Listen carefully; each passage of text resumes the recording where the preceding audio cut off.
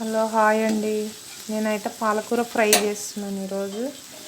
దీంట్లో ఫస్ట్ వచ్చేసి ఆయిల్ వేసుకున్నాను. దాంట్లో పచ్చిమిరపకాయలు, ఉల్లిపాయలు, శనగపప్పు, మినపప్పు, జీలకర్ర వేసుకున్నాను.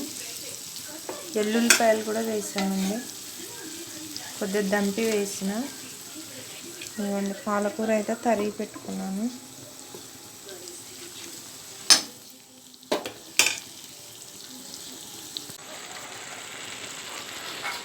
ఉల్లిపాయలు అన్నీ మగ్గిపోయినాయండి. పాలకూర కూడా వేసేసిన, ఉడకబట్టింది.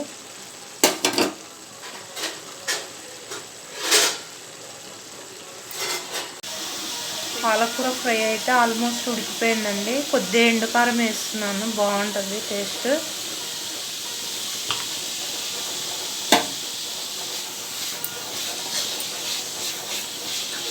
చూసారా, కట్ చేసినప్పుడు అంతా అనిపించింది, ఉడికిపోయే వరకు ఎంత అయిందో. పాలకూర ఫ్రై అయితే ఇలా వచ్చిందండి లాస్ట్లో.